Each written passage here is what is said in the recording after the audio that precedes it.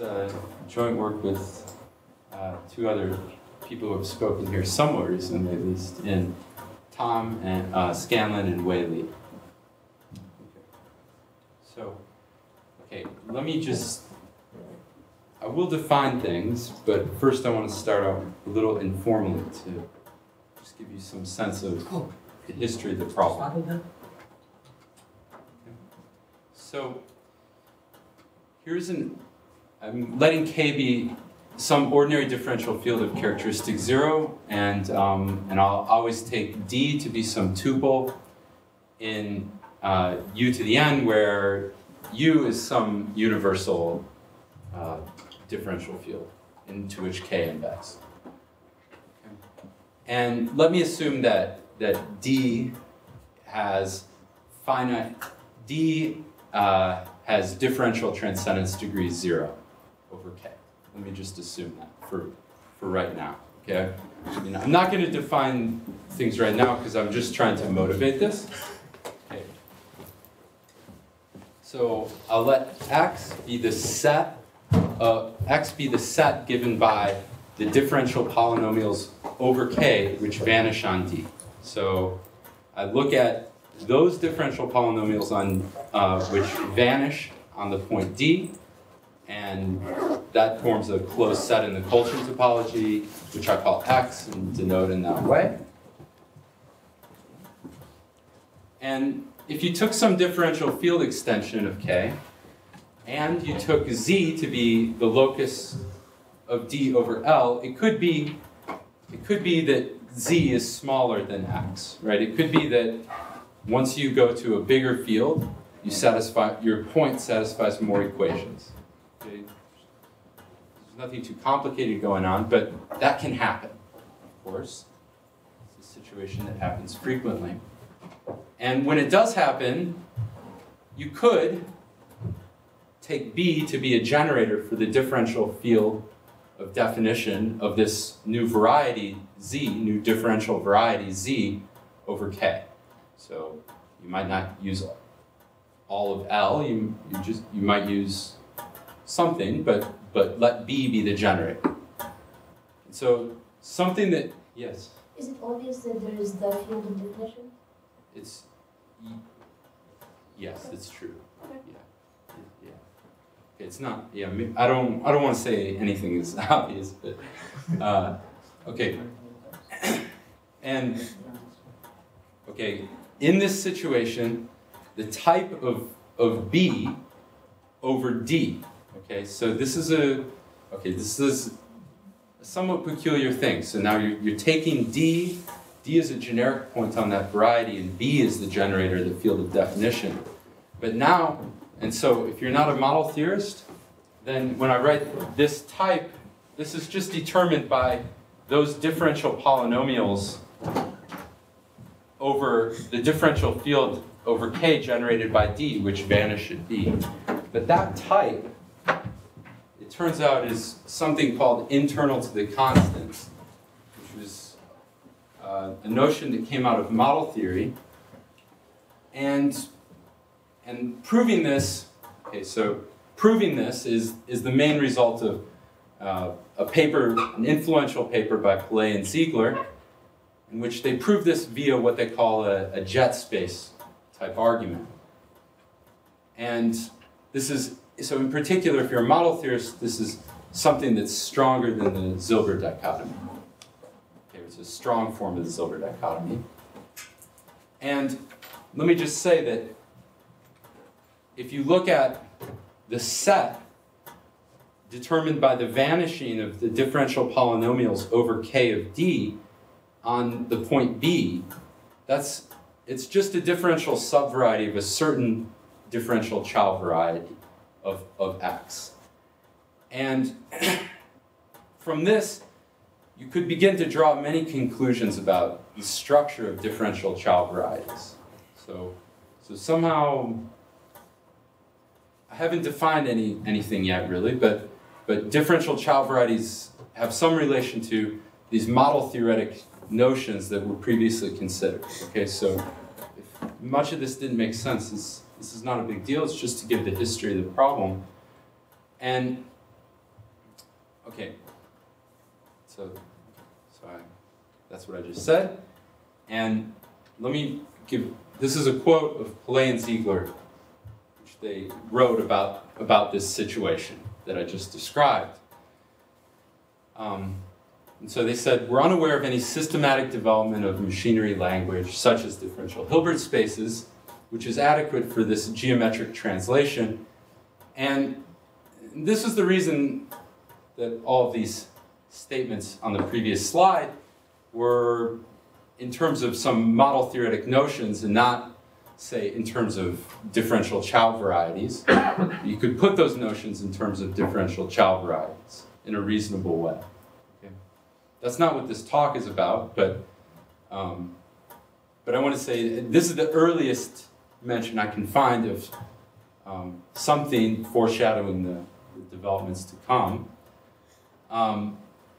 And I think, okay, so to my knowledge, it could be that I don't know about something, of course, that their quote accurately described things for about the next 10 years.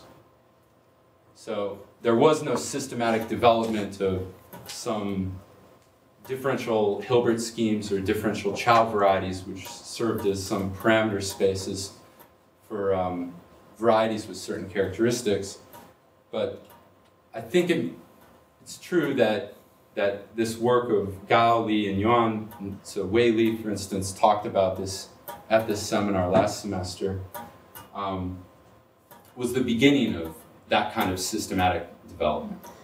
So there's their paper. And it was, I guess, exactly 10 years later. Okay, so what is their work about? So they defined something called a differential Chow form. If you don't know what that is, I'm going to spend most of the talk explaining that. So that's okay. And they discovered various properties of it, and then they defined differential Chow varieties in several very special cases. Okay, so I can tell you the special cases later on, but right now we're not really equipped because the special cases have some technical assumptions, the definitions of which won't make sense to you yet. Okay, and so what Tom, Wei, and I did was to establish the existence of these varieties, differential Chow varieties in general.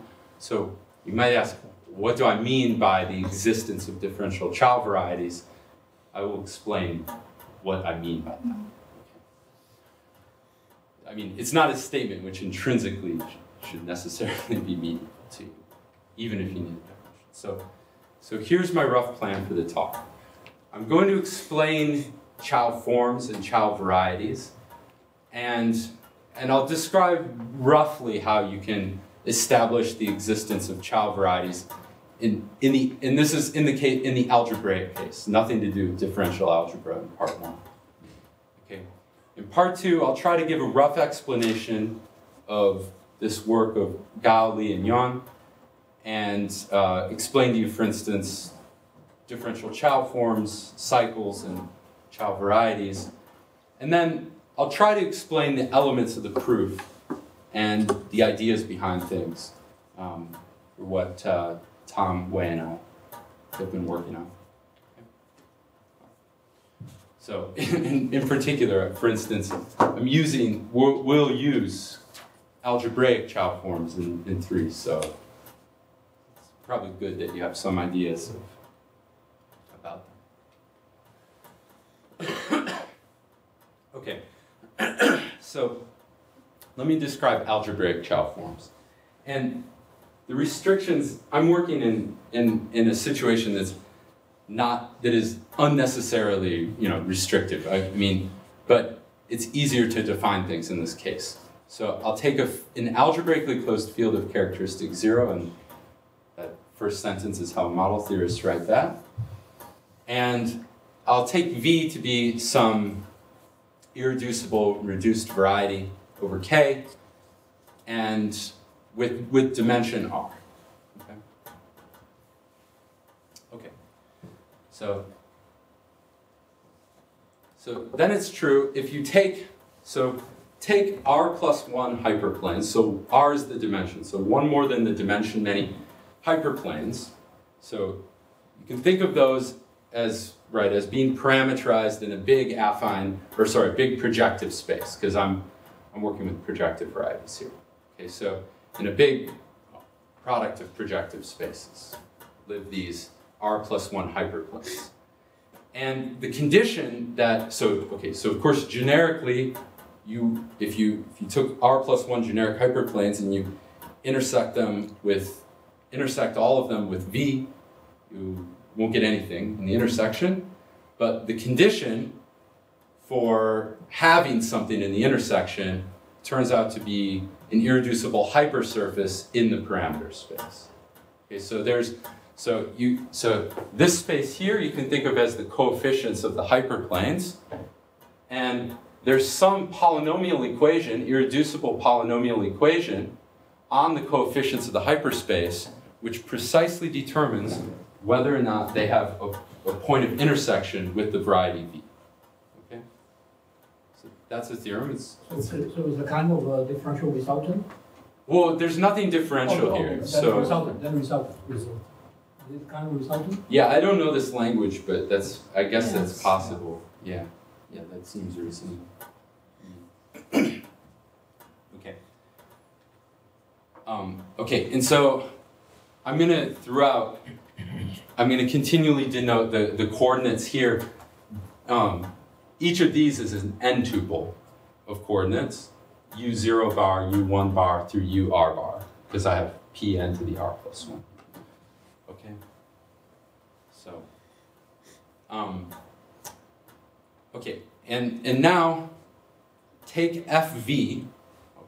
That's my notation for the polynomial, the irreducible polynomial, excuse me, which defines h. Okay, so remember h is a hypersurface, and fv is what's called the Chow form of the variety v. Okay, so it's hard to calculate maybe, but it's a simple definition, at least if you define it this way. Okay, and it turns out you can show lots of things about it. It's unique up to multiplication by some element of non-zero element of the field, and it's homogeneous with the degree of the variety in each of these coordinates here. Okay, so it's a all right. So yeah, I don't know. So maybe. Yeah, just... So is the property that V is integral over K very important here? No. No, you can, and you'll see that next, because I'll define, it's just that for the purposes of the definition, I'll define it that way, and then for an arbitrary cycle, I'll define it in some other way. But I mean, if you have some variety that's not equidimensional, you have to be a little careful about the definition, of course, because right, if you have some component that's low dimensional and some high dimensional, you have to decide well, how many hyperplanes, or whether you want to define it for both components. I mean, you have to do something. Okay, so yeah, maybe just to make sure, can I write on this? Maybe the chalkboard is better. The chalkboard is better here. Okay, so I'm not going to write very much, so don't move. But just, I mean, I don't know. Let me give some examples of Chow forms. So let's say that we're working with x in P2 given by a1x plus a2y plus a3z equals 0, say, then what we're asking for is just, okay, so it's just some linear equation. What we're asking for is, what are conditions? What is the condition on, well, let me just say on u bar, such that, so I have to stick with my own notation. So u 0, 0, x u01y plus u02z equals 0, u10x plus u11y plus u12z equals 0. So you're just asking, what are the conditions that this system of equations has a common point of intersection? And you probably know that the conditions are just that A1, A2, A3. It's just that the determinant equals 0.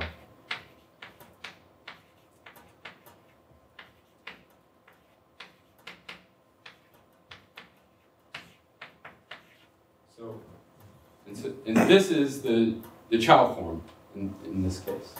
Okay, so these three equations will have a point in common if and only if this, if and only if the polynomial here vanishes. Could you go back to the definition? Yes, sure. Wait, so which definition? Just go back to the previous slide. Sure. On the next. Next. Well, where is the other? No, okay. Where does it say unique? So unique up to multiplication? Yeah, sorry. No. The unique regarding the unique 0. So you're talking about existing solutions. They always have a common solution.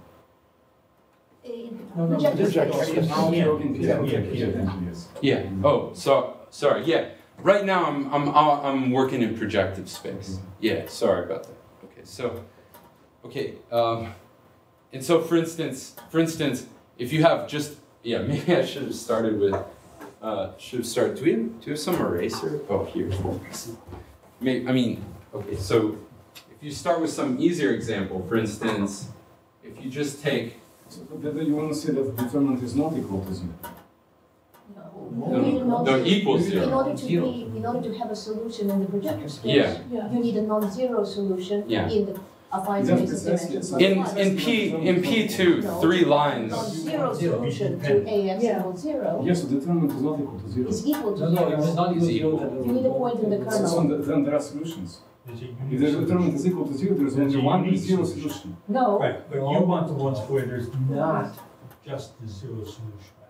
And 0. You need a point of objective. It's a projective. Yeah, it's projective, so the point cannot, the representative for the point cannot be 0, 0, 0. That's not. Right. So that's precisely happens when the determinant is equal to 0. Yes. Then the only solution is 0. Yeah, and so this is the condition that the intersection be non-empty. And the condition that the intersection be non-empty is a closed condition on the coefficients. And it's this closed condition. Okay, here, allow me to take, look, if all the coefficients are 0, then there are lots of solutions, right? Let me take a simpler example. That's precisely what it describes. So there is a common intersection. Yes. Yes, so So in this case, in order for the system of three linear equations to have a common non-zero solution, yes, the linear transformation has to have a kernel because you're looking for something not precisely the zero. determinant is not equal to 0. No, the transformation. Also, Yeah. I agree with this. Okay. Well, so here's, but if you need to think about, here's an even simpler example. Here, a point is 0-dimensional, and so you're looking at the intersection with one line.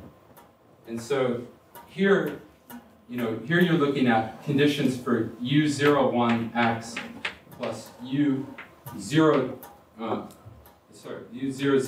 01y plus u02z equals 0 to go through this point. And so it's just, you just put the AIs into the coordinates. Okay?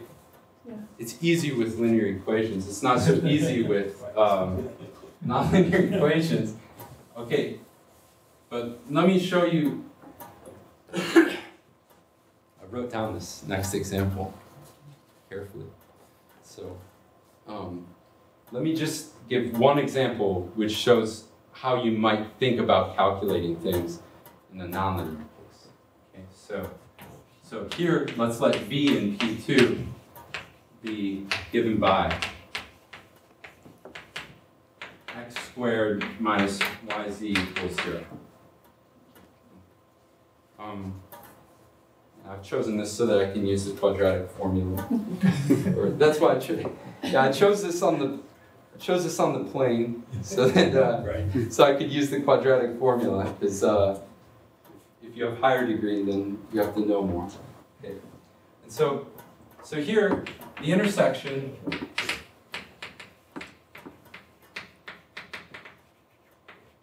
of V,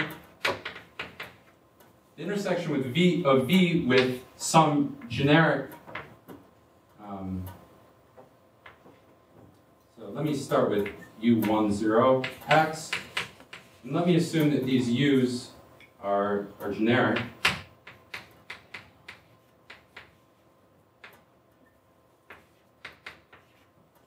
Well, so there should be 2 points in the intersection of V with a generic line, because V has degree 2, and it's true. You can do the calculation like I did, and you get these 2 points, and these are given by, if my calculations were right,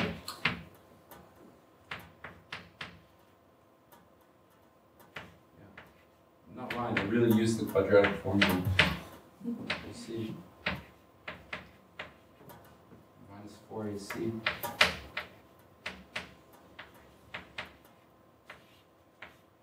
That's the y coordinate, and the z coordinate is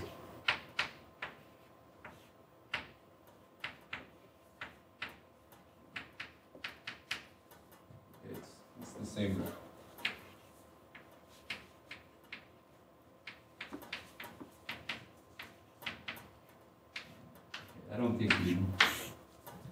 I don't think the particular form is that exciting to anyone, but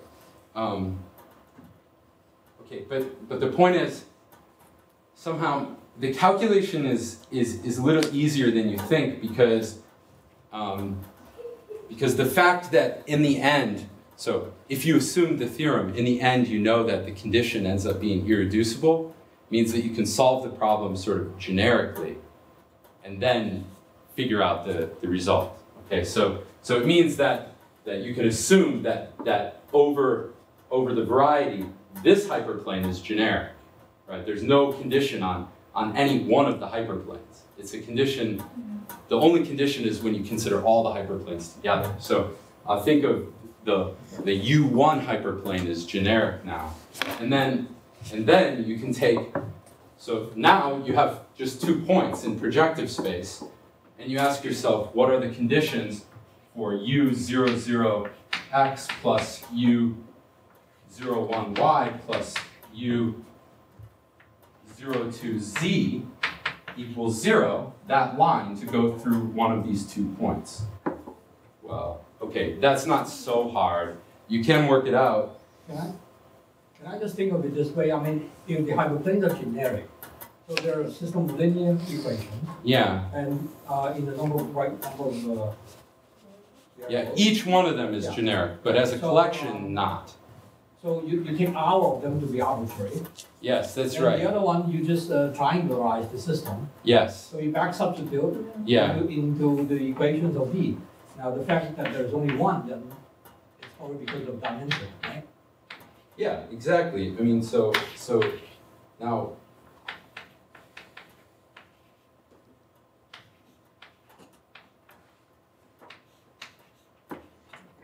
So I mean, here's exactly the condition that you need for this line to go through those 2 points. You just need, you need one of those 2 points to be on the line, and then you multiply the.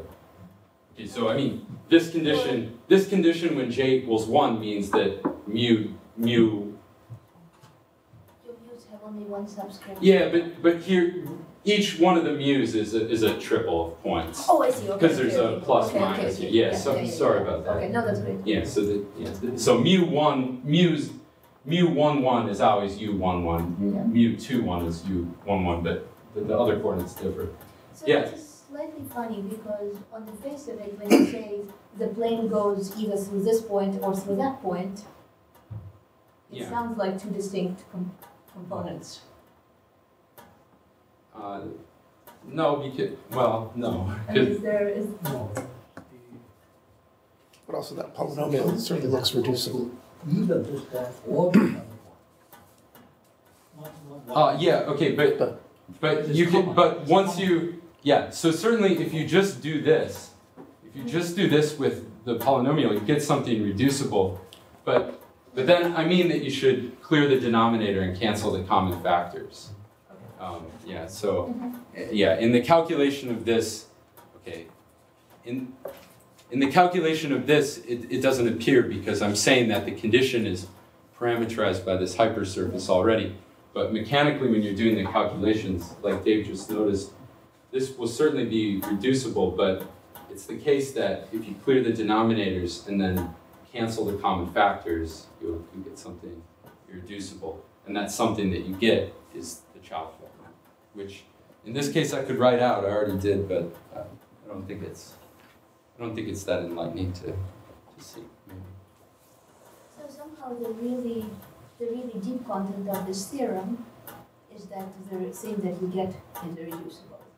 The fact that it's constructible is immediate. The fact that it's closed maybe takes some thought. The fact that it's closed more or less will follow by completeness of projective varieties. And the fact that it's irreducible is something magical. Yeah, I suppose so. Or that it's a hypersurface.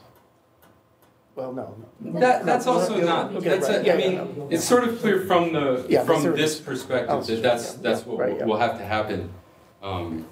That's what will have to happen. But yeah, to formally prove everything takes some effort. I mean, but luckily Chow did all this. Yeah, and Katie van der Waal. Okay, so here's a standard definition from geometry. So you have still, I'm taking V to be some fixed variety, and I take an S cycle to be a Z-linear combination of subvarieties, each of which has dimension S. Okay? So the MIs are in Z. And a cycle's positive, or sometimes people will say effective, if you take the coefficients to be positive. And so let me take V to be a positive cycle. Okay, I switched from S to R for no particular reason. Yeah, so keep in mind, each of the VIs are irreducible and reduced. Okay, so now I'll define F. So I've already defined F VI of U. That's just the Chow form of VI, which satisfies the requirements of the previous page. And then the Chow form of the cycle I'll define in this way, to just be the product of the Chow forms raised to the power MI. And so this in particular answers, at least for things that are equidimensional, Williams' question about whether integral is really necessary for the definition. Yeah, I mean, the answer is no. But to start with this and just define things straight away, you'd have to think about intersection multiplicities, which I don't want to do if I don't have to. I just prefer to think set theoretically if I can. Okay, and so of course you can see straight away from the previous theorem some properties immediately of this Chow form of the cycle. For instance, that. Okay, so. And keep in mind, this is just, I'm only doing this for positive cycles. Okay, so here's a theorem. And so you start out with some homogeneous form, and it has the right degree in each of the variables, ui bar. And then you want to know conditions for that form to be a Chow form. And the point is that these four conditions are equivalent to that thing that you wrote down being a Chow form. It's not obvious. It's not obvious that these are equivalent, but you can prove. Okay, so you say all four is equivalent? Yeah. Not each one. Right? Not the four are equivalent. Right. The four conditions are equivalent to the... Yeah, the four conditions taken together are equivalent to f being the Chow form of some variety.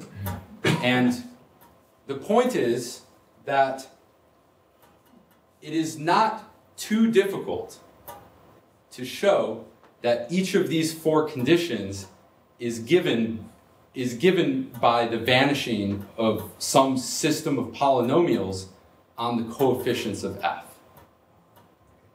It's not particularly easy, but it's not incredibly challenging to do. Okay, so you can do this in a few pages. Some of these are obviously necessary conditions, but it's not, to my mind, it's not obvious that these are all, taken together, these would all be sufficient necessarily. But so I mean, for instance, number one is just something that's going to happen in the algebraic closure, given the original form of your equation. It doesn't mean much at, just taken alone. One means nothing, essentially. But the later requirements give that, the points are in the variety V. Okay, so for one.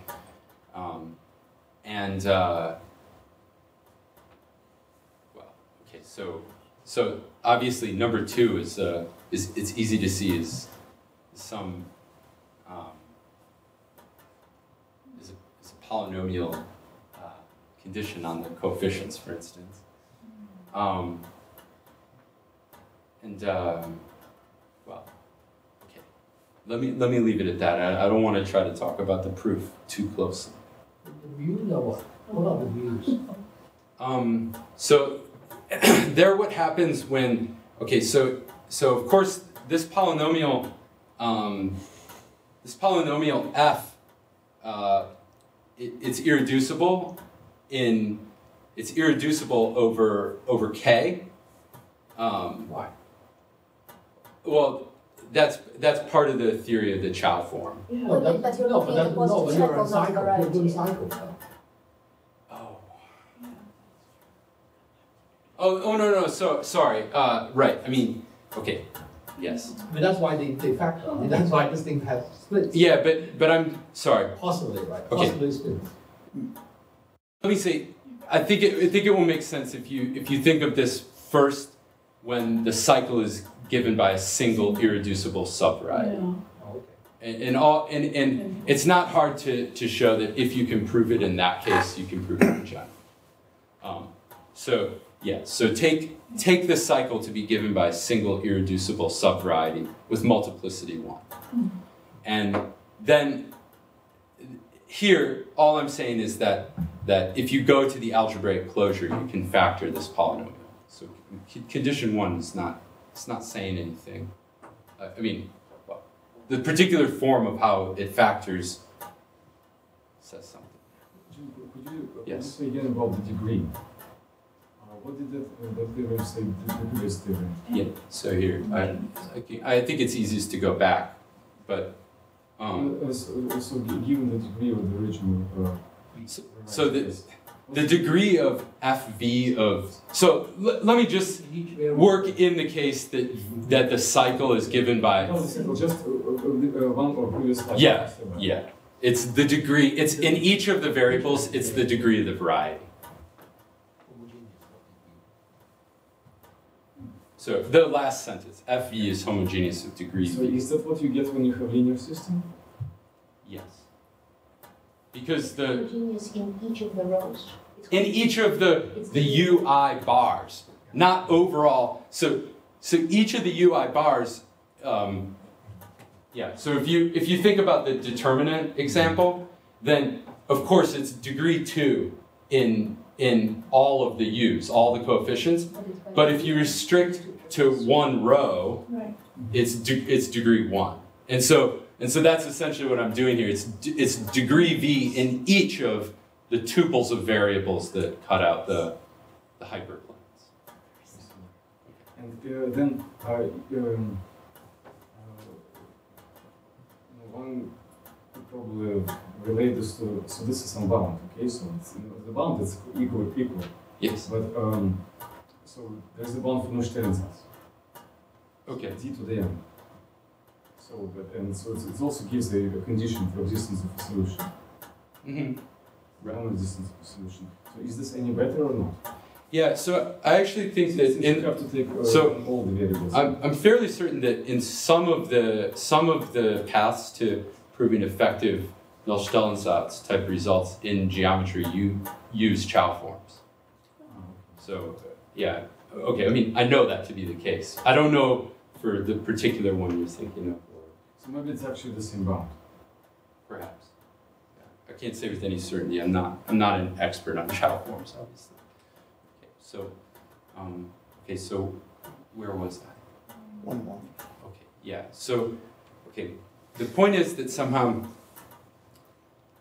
once you give these 4 equivalent conditions for being a Chow form, and you explain, you justify to yourself that each of these can be given by the vanishing of some systems of polynomial equations, there's some work there to be done, of course, then...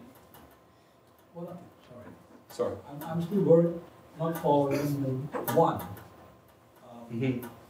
So you have a polynomial in all these tuples of variables. Yeah. U. And Yes. then when you say splitting the product, the only variable that is left is u bar, u0 bar. The other ones are mu's. They are what? They are just ones, right? Yes. They're not variables. So what happened to the other variables? You are looking over K of UL, you are now treating U's as elements of your bigger field. Yes. Yeah. Mm-hmm. Ah, Yeah. okay. Yeah. Sorry. Yeah. All right. I'm no longer thinking of the U's as variables. Right. Now I'll base change the algebraic closure. You still call it a polynomial. Yeah. So okay. Sorry. U is not as big. Yeah. So U bar is what? Pardon me. U bar is U1 through UR? Yeah. U bar is U1 bar through UR bar. So It does not include U0. Correct. Yeah. Is there a special note? Yeah. Oh no. Sorry. No. U bar is U0 bar through UR. Okay. Yeah. Okay. I'm sorry. I'm at a slight loss to explain why the zero is featured so prominently. But okay. See the form changes because you see you have R plus 1 tuple there originally. Now you have D plus 1. Yeah, but that's because you should think of, I see what's happening. Okay, you choose, okay, good. So you choose U1 bar through UR bar generically, okay? So this is how I would think of the result. You choose U1 bar through UR bar generically. That's over K, right? Over K, yeah. Now, we know that the generic type on the hypersurface that is given by the Chow form, we know that we can choose the U0 bar so that relative to that choice of U1 bar through UR bar, right? Because you choose all of them but one generically, then choose that one generically. And all I'm saying here is that in the algebraic closure, it's equivalent that choosing the hyperplane. Okay, so this is how I would think of it. Choosing all the hyperplanes and the variety is equivalent to choosing that U0 hyperplane and the points of intersection of the system of hyperplanes and the variety. And so here the mu1 through mu d you should think of as ending up as the points at which the system of our hyperplanes intersects the variety. That's why you have 4. So that's why you have 4. That's right. So I mean, this is exactly the Yeah, so- complication here. Right. So why did I do this? Because I read this theorem and then I said I know the quadratic formulas. You may want to observe that you're using this generic really for calculational purposes. The point of being in projective space Yeah. is that all the numbers work right, Mm-hmm. independent of generically. Yeah. In algebra. Right, yeah, I mean, this is only because, If you understand I multiplicity. mean, this is, correctly. you could only do this because after the fact, you know that the polynomial that is the Chow form is irreducible. I mean, right, otherwise you'd have to be worried that maybe when you're choosing these points this way, maybe you'll choose this generic point of one of its components or this generic point of another, but no, I mean, there's just a unique generic isomorphism type. So if you take the algebraic closure, so what's the meaning of one? I mean, how is it different from an arbitrary situation? It's not. That's what I'm saying. So one can be erased if you take the algebraic closure. It's not a condition. Well, yeah, but it doesn't. But then the later conditions. I mean, one is just to define the mu so that Yeah. the later conditions make sense. That's what I said. Any one of the conditions by itself is not particularly meaningful. It's just Wonderful. It's just that when you put but the statement is the following four hold. So, all right. So you can show this, and I'm not going to talk any more at all about the proof, but you can show that the positive R cycles of degree D, which are, okay, so supported on some variety, just means a subvariety of, the subvarieties are subvarieties of V, are parameterized by this algebraic variety. Okay, Chow, which I denote Chow RD. Okay. And so something that Alice began to notice before is that, I mean, if you can do this for closed sets, then you can do it for constructible sets. And so you don't need to think about projective varieties. You could think of affine varieties or various other things. Okay? So, but if you don't think of projective varieties, you'll have to be putting constructible everywhere. Okay? And, well, so doing the calculations would become even harder. Okay. So, okay. Let's skip this example because I think time. I don't want to explain it, but okay. But next, I want to talk about work. Well, from now on, GLY we refer to Gao, Li, and Yang. They defined differential versions of these Chow forms, and they established various properties of them. And I want to outline their approach. So the comment above the example is really pertinent to the last sentence here, which is that they're working in the affine setting. That's essentially, okay, because, well, number one, I mean, projectivizing differential equations is a little bit messy, although it's fine to do that, and their work works in the projective setting as well, that's fine. It's a little bit messy. It also doesn't have the same kind of advantages that projectivizing algebraic equations has, because when you take an arbitrary system of differential equations, and then, okay, let's suppose that you knew how to calculate its projective closure in some way that was well defined. There is one. Well, you don't get completeness in the Colchin topology for free. So you're not going to get all of the nice closed conditions as before. All you can hope for is constructible conditions in general, or maybe something slightly more detailed. But yeah, maybe if you start with something that's differentially complete, you'll get closed conditions, but that's not a big class of differential varieties, as many of you know. It's only those which have differential dimension 0. All right. Okay. So the first step in this GLY work is to start. So now I'll start again. U to the n is some saturated differentially closed field of characteristic 0. This is the ordinary case. There's just one derivation. And V is an irreducible differential variety. And I assume that it has dimension D and order H. And let me just not assume that everyone knows everything about the setting to start with. So V is given by the vanishing of some system of differential equations in variables, say y1 through yn. And under these circumstances, it's true that if you take a bar in u to the n, and you begin to think about what is the transcendence degree over k of a bar delta of a bar, by which I mean delta applied to each of the coordinates. Remember, the a bar is in a differential field now. And you go up to level t. It's true that for large enough values of t, that this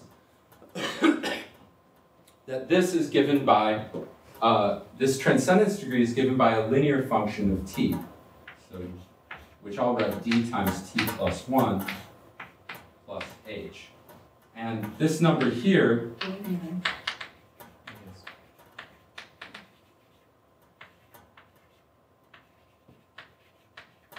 is called the dimension, and this here is called the order for a tuple a bar in u to the n. Okay, so this is for large enough, for large t. And so this is called the dimension, this number t. This is called the order. And for a variety, an irreducible differential variety, we'll define the dimension and order to be, well, you just take the supremum of this transcendence function over all the a bars which lie in V. And it turns out that, again, you'll get some linear polynomial. It can actually be calculated. It can, yeah. It's not that it's something you take supremum and mysterious. Right. It's too mysterious the way you define it. Oh, I see. The equation seems very clear. Yeah, yeah. You can. Once you're given the equations, in principle, you should be able to. Well, is it reducible? Just take a generic point. Yeah. Sure. So you let a bar be a generic pronoun. So GLY, Gao worked only with cardinality of delta equals 1, Yeah. ordinary differential fields, isn't Yeah. it? Yeah. Yeah. Yes, that's right. Yeah. Okay. So now, okay. Again, we're in the affine case, so things are just slightly different because now a generic hyperplane, well, it has the same number of coefficients, but now there's a constant term, of course. Okay. And so I'll let Li, boldface Li, be the hyperplane given by the vanishing of that linear function there. Okay, ui0, ui1, and that's for I from 0 to d. So again, there's one more hyperplane than the dimension. Okay, so so if differential dimension were to work like Zariski dimension, you would expect the intersection of the LIs chosen generically with respect to V to be empty. Okay, but okay, so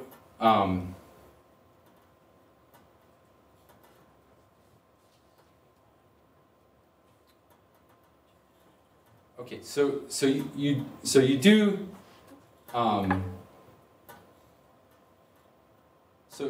well, you roughly do the same thing that you did before.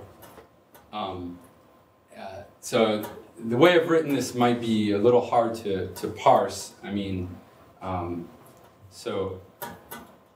it's the way that Gao, Li, and Yan write it. You know, for instance, by this notation, I mean the ideal of differential polynomials vanishing on V, and by the square brackets, I mean the differential ideal generated by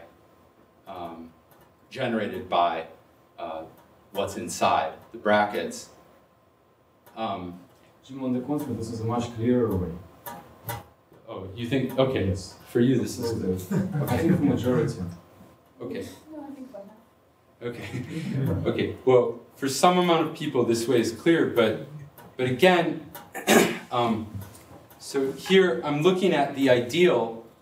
I'm looking at the conditions on the coefficients u bar, which tell me that I have a point of intersection in common with my differential variety that I began with. And what they proved is that the condition, well, it's no longer given by the vanishing of a single differential polynomial because of the way the differential polynomial ring works, but it is given by the saturation of a single differential polynomial. So if you're not sure about that terminology, and the result is really robust. You can pick any ranking you like. So,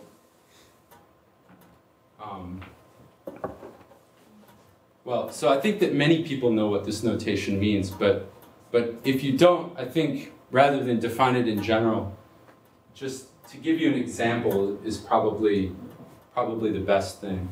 So,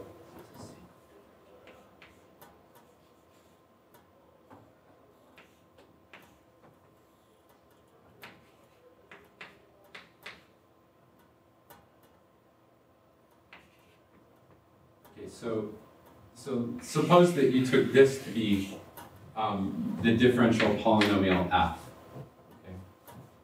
Then, okay, so when I say under any ranking, oftentimes in differential algebra, we rank the indeterminates in the differential polynomial ring, and the standard way of ranking them is just, well, maybe lexicographically on the individual variables after you rank by the order, the total order of the derivative applied to the variable. You have only one Differential, one y. There's many variables here, but I'm just giving an example for people who don't know maybe about the saturation. And so if you, and so in this case, for instance, okay, well, I don't know if this is the most indicative case. Let me take something like, let me take this to be my polynomial f. Then the saturation of f is the differential ideal given by, so you take the formal, just the partial derivative of this thing here with respect to with the leader, which in this case the highest ranking thing is y double prime, and then you look at look at the set of f in, say, the differential polynomial ring, such that f, so let this be capital F, such that f times the partial derivative of the leader here, f times y to the m is in the differential ideal generated by f for some m.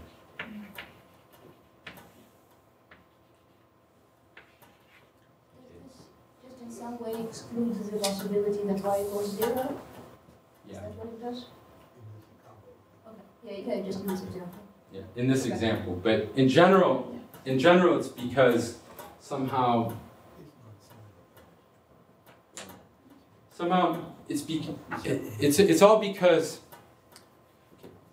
all of this really centers around the fact that if you just look at say you take a single irreducible differential polynomial and you look at its zero set, then in the Colchin topology that won't be irreducible.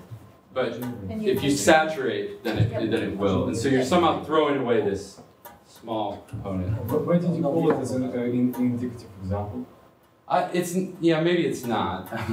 You're just defining about saturation. I'm just trying to explain loosely for someone maybe who hasn't seen it before. But, I don't want to give all the general definitions. Yeah. Because you see, for that most frequently used example with y prime squared plus y, you can calculate the generators and show that this is actually bigger. Okay, but I think we're all happy with saturation, and we can go back to differential Chow forms at this Right point. now, we don't Yes. have all the generators. Okay. Oh, okay, so let me just say, calculating differential Chow forms is more complicated. Yes. So even doing easy examples, it's not, yeah, I mean, you may not want to attempt it by hand. I mean, so this one you can do by hand. It's still, I mean, I don't know, it's not that easy to do and get it right when you do it by hand. But you get something complicated. Okay, so that expression there ends up being the capital F that you get there. So And is there an upper bound on the order? we'll get to that. But yes. Yeah. And how big is it? Well, we'll get to it right away. I promise. Okay.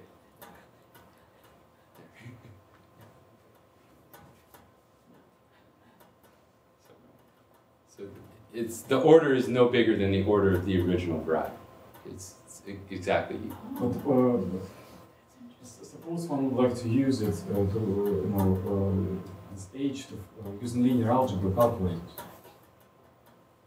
Possibly the intersection. So once you know the order, probably you might do some linear algebra just to differentiate up to some order and so on. But the h, do you know how big h can be? Well, h is the order of the original variety. Yeah, that's the So unknown usually. it's whatever you start with. There's the first use of order. The arbitrary. So it could be like iterated exponential. Yeah. Yeah, it could be arbitrary. Well, I mean, You start with a variety of some order. yeah. Oh, you mean in terms of the original equations? Yeah. Oh, well, yeah. I mean, yeah. Well, you'll have to do that calculation, but Suppose. you have to do that calculation, That's but ordinary case. It's ordinary case. It might be. in the ordinary case, in the ordinary case, it will be okay. So if your equations are given by some fixed order h, and you have n variables, then the order here will be no more than n times h. Oh, You sure it doesn't depend on that's degrees? amazing. Yeah. Pretty sure. So N times h. You see. Oh, n times each? Nice conjecture. you see, I think I'll prove it before the end. Yeah. Oh, Usually nothing can be said about h in terms of the variety. It's interesting to see the n times h is, that's Well, I very mean- nice. So I'm now surprised. this Yeah. so this f is also what's called differentially homogeneous.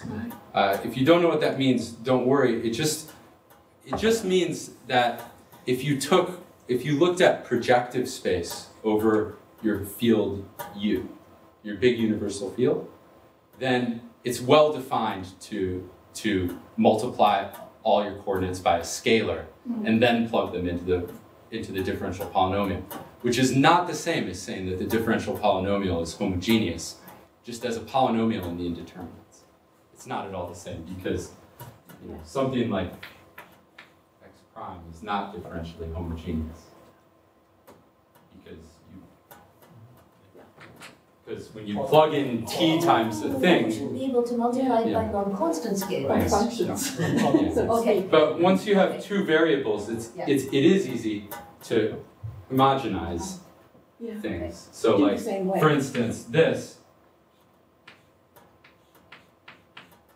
in two variables is differentially homogeneous. And well, on an affine open chart, it's more or less the same. Okay. All right. Yeah, so maybe in the interest of time, I want to ignore everything past the bold-faced type of 3. Okay, but there's more to be said about the particular structure of the differential Chow form, and it's analogous to what I was saying about the structure of the Chow form with respect to choosing those points mu. If if you remember them from earlier in the talk. But I think it's best not to go into that.